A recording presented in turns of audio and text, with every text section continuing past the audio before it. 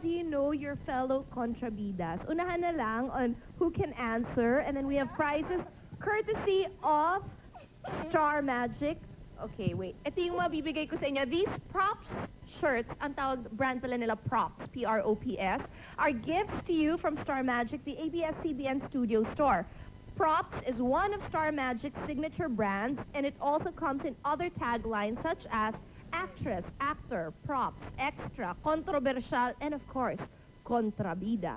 They are available in all Star Magic outlets. You can also watch out for the holiday collection wherein new designs will be made available.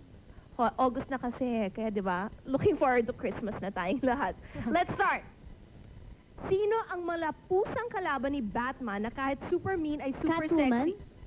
Galing. Okay. Who played Catwoman? Michelle Pfeiffer. Sila? Okay, Michelle galing. Pfeiffer. Oh, wait. Sandali. Nasa yung sa'yo, Gladys?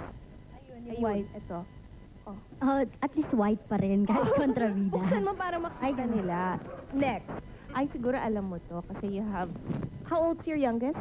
9. Okay. Ano naman ang name ng wicked stepsisters ni Cinderella? Oh. Sylvia and Celia. Naku, invento lang. Para may masay lang. Actually, mahirap nga. Mahirap sabihin, pero alam ko, nakalimutan ko. Okay, never mind. Anastasia and Drizella. Kaya Miss Stacy na dahil cute yung Sylvia and ano. Oh, at least may sinabi ako. Okay. Thank you. Cute naman yung sinagot mo, kaya At no least problem. I tried. At least may t-shirt Ito. na. Paglaki ni Anakin Skywalker sa episode 1 ng Star Wars, magiging sino siya? Darth Luke. Vader. Alright! Yay, Galing, princess! galing. Babae pa si Darth Vader? Hindi, si Anakin. Hindi kasi kala ko sabi mo puro babae yung Kasi hindi ko nakita si Darth Vader. Baka bading. Kasi, okay, next. Ito, Mina, bagay sa'yo ito.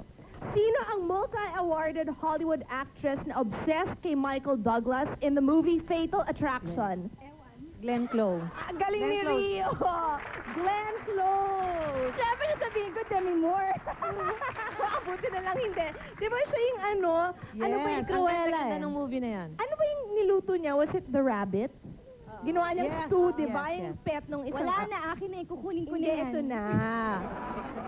Ito na lang kasi you're a lovable contrabida. Okay? So, sino yung lovable contrabida na best friend ng groom in my best friend's wedding?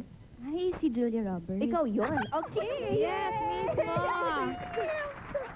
And I also have one.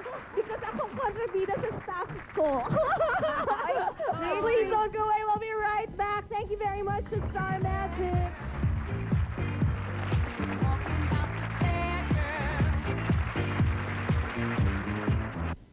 Ang programang ito ay hatid sa inyo. Ang ibig sabihin, milyonaryong pera.